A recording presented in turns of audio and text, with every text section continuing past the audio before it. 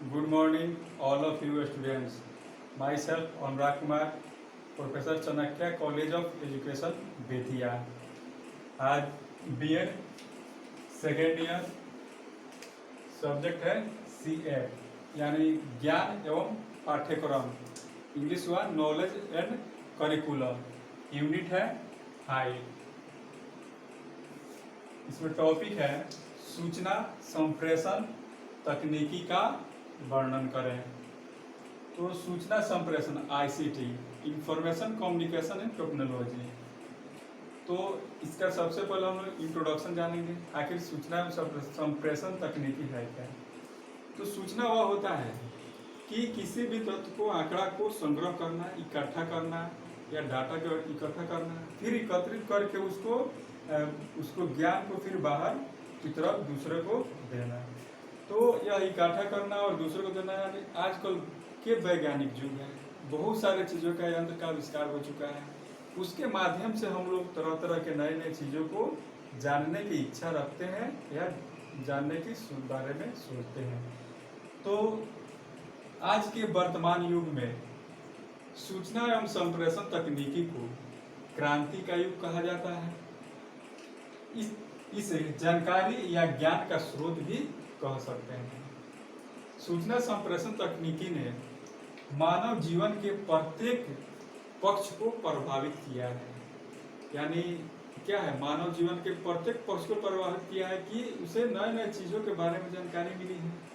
यह मानव जीवन के लिए बहुत ही उपयोगी है और सूचना के बिना मानव जीवन की कल्पना ही नहीं की जा सकती.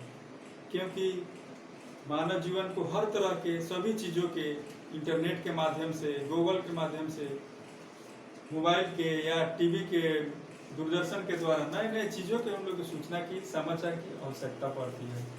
देश विदेश आजकल इतना दूर होते हुए भी बहुत ही करीब हो चुके हैं. नेट के माध्यम से सभी देश विदेश के नए नए सूचना हमें प्राप्त होती है नेट के माध्यम से. तो यह मानव जीवन के लिए बहुत ही उपयोगी है. सूचना के बिना मानव जीवन की कल्पना ही नहीं की जा सकती. जब डाटा यानी उसका हिंदी हुआ प्रदत्त, ये जो डाटा है इसको प्रदत्त बोलते हैं. कंटिन्यूअस तथ्य यानी फैक्ट भी बोलते हैं इसको, तथ्य होते हैं. ये संगठित सूचना का प्रदर्शन करते हैं. इस डाटा को प्रक्रिया में डाला जाता है तब वह सूचना में परिवर्तन होता है. इस प्रकार से सूचना का स्वरूप संगठित, तार्किक, विश्लेषणात्मक होता है. तो संगठित में जो भी हमें सूचना प्राप्त होती है वो एक डाटा के रूप में संगठित हो जाता है. और वह संगठन के जब हो जाता है, संगठित करते हैं, तब वह तर्क करते हैं. यानी तर्क वितर्क के माध्यम से क्या होता है, सोचन शक्ति बहुत तेज होती है. जैसे हम लोग गणित के क्षेत्र में तर्क वितर्क करते हैं. जैसे उदाहरण के लिए ए बी से बड़ा है, बी सी से बड़ा है, तो सी ए से कौन बड़ा है. तो क्या है, इसमें तर्क की आवश्यकता है.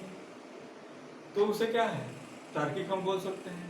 विश्लेषणात्मक, ये जो है संगठित हो गया, तार्किक हो गया, और ये विश्लेषणात्मक होता है. अर्थात सूचना के माध्यम से किसी विषय वस्तु को सरलता से समझ सकते हैं.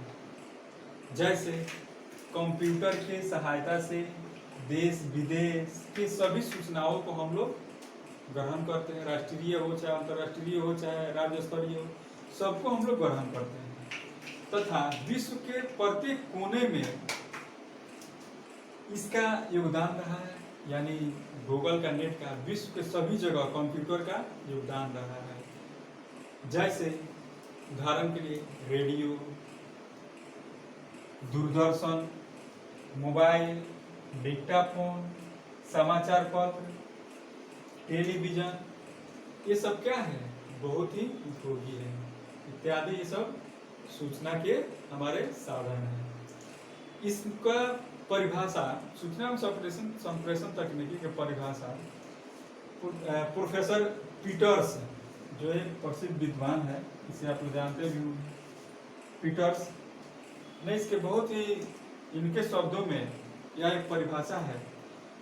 सूचना तकनीकी ज्ञान कौशल तथा अभिवृत्तियों प्रदान करने की एक नवीन तथा उभरती हुई विशिष्ट आवश्यकताओं की पूर्ति करने वाली एक शैक्षिक प्रक्रिया है, जिससे समय और स्थान के आयात का शिक्षण एवं अधिगम का मतलब होता है सीखना यानी लर्निंग में कोई हस्तक्षेप नहीं होती है। इस तकनीकी के सहायता से दूरस्थ छात्रों को भी उत्तम गति से यानी सरल गति से शिक्षा प्रदान की जाती है। यानी यह नेट के माध्यम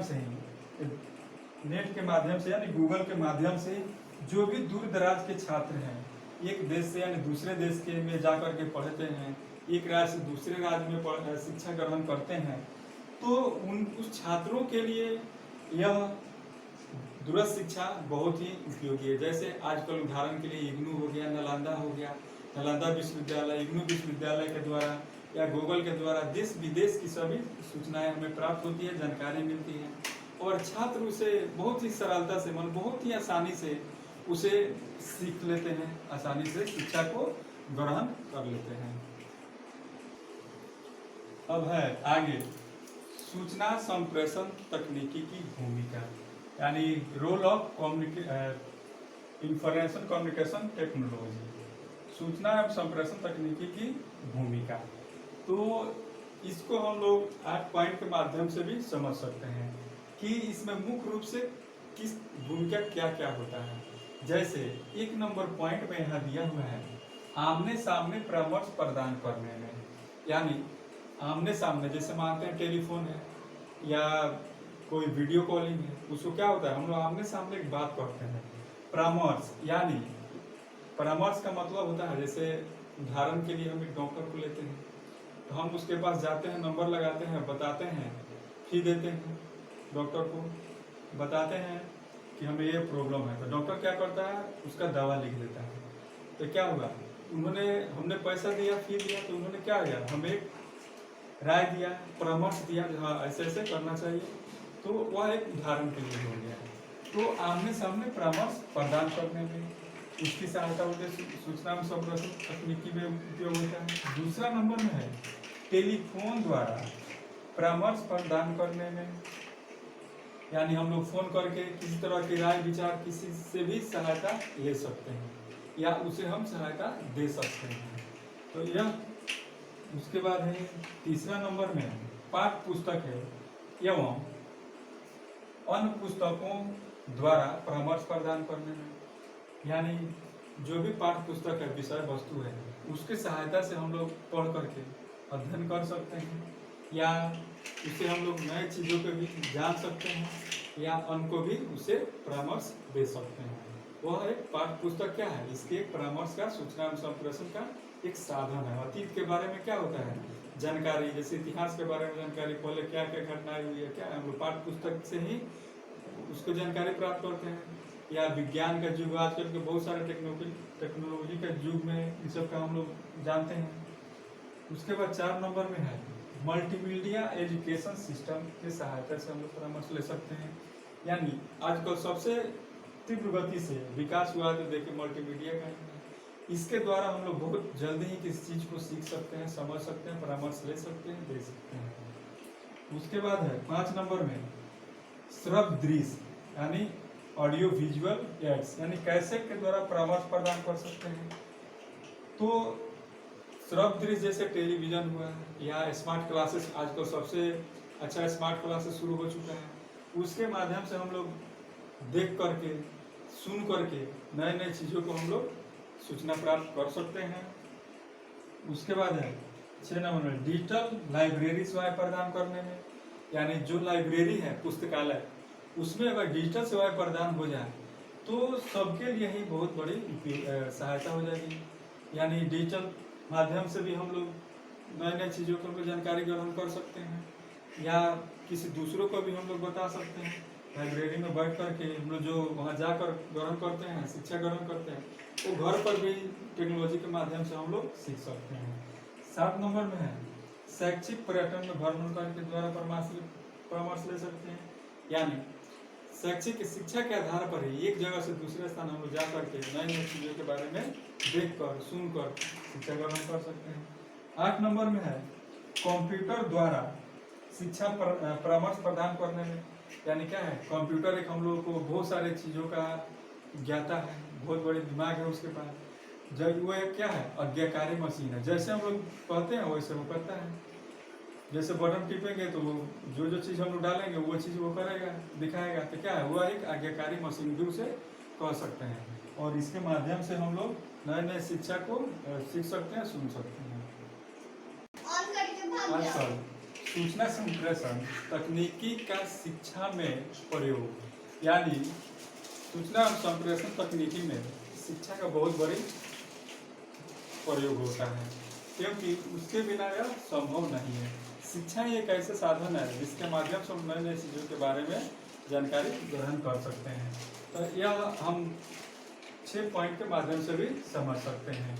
तो 1 नंबर में है शिक्षा में सूचना संप्रेषण तकनीकी का प्रयोग, यानी सूचना प्राप्त करने के लिए शिक्षक तकनीकी के प्रयोग करके भी हम जानकारी हासिल कर सकते हैं। दूसरा नंबर में है शिक्षा की पहुंच एवं सूचना संप्रेषण तकनीकी की भूमिका, यानी सूचना संप्रेषण तकनीकी में टेक्नोलॉजी ICT में शिक्षा का कितना पहुंच है, उसका स्तर इसके माध्यम से हमें जानकारी प्राप्त हो जाती है।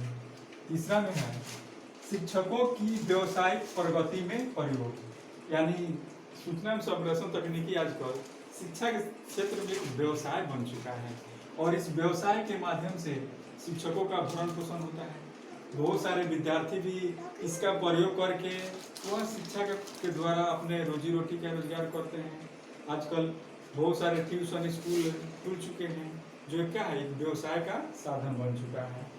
4 नंबर में है संसाधनों की सहभागिता में प्रयोग, यानी जितने भी आजकल नए नए चीज़ का टेक्नोलॉजी का विकास हुआ है, वह एक संसाधन के रूप में उसकी आवश्यकता होती है। जैसे स्कूल में संसाधनों की जरूरत होती है, आने जाने में, बच्चों को ले जाने में भी उसकी आवश्यकता पड़ती है। 5 नंबर में है समग्र गुणात्मक विकास में प्रयोग, यानी इस टेक्नोलॉजी के माध्यम से शिक्षा के क्षेत्र में कितना नए नए विकास हो चुके हैं, इसके लिए वो बहुत ही उपयोगी है, और उसका गुणात्मक विकास में कितना तक हो चुका है।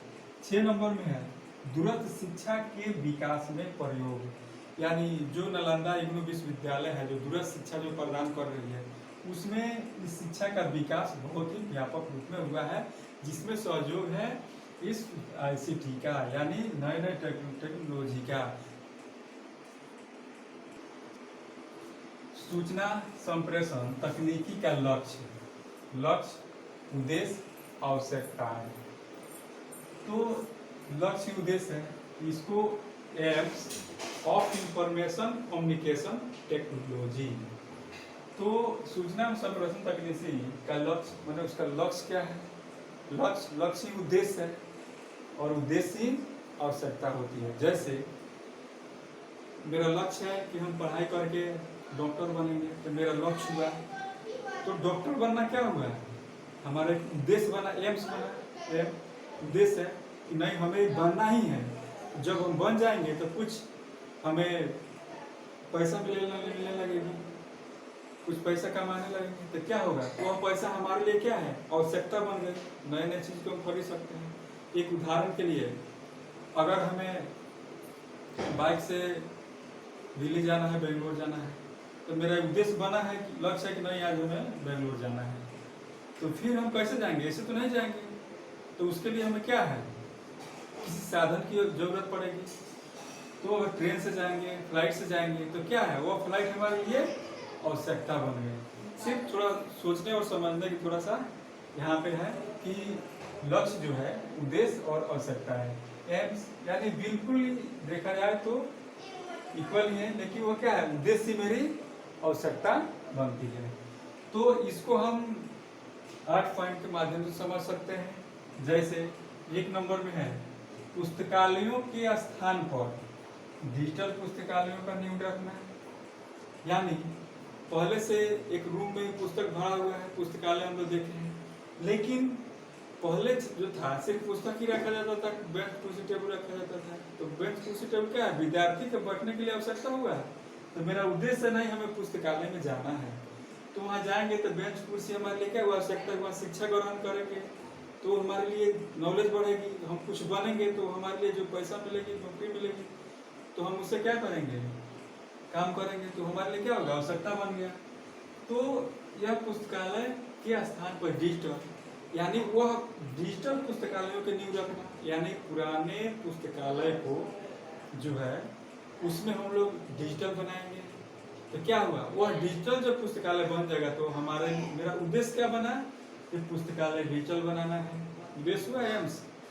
और यही डिजिटल जब पुस्तकालय बन जाएगा तो हमारे लिए आवश्यकता बन जाएगी, आवश्यकता होगी।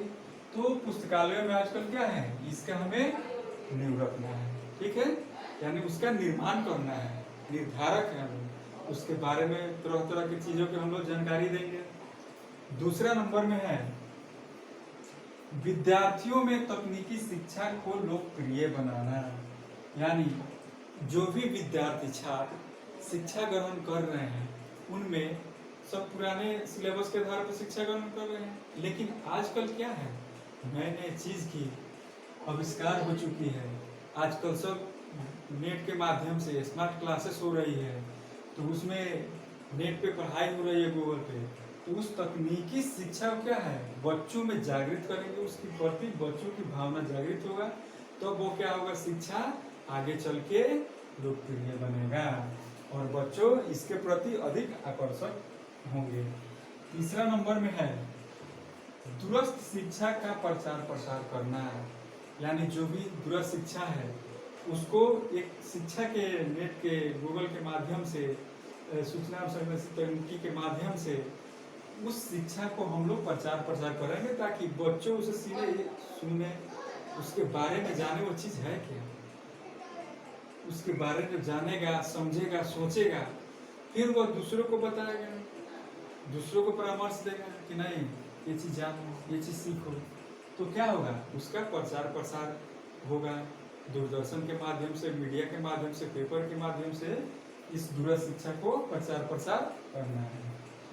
4 नंबर में है राष्ट्र का विकास करना, जैसे स्कैनिंग, सीटी स्कैनिंग, अल्ट्रासाउंड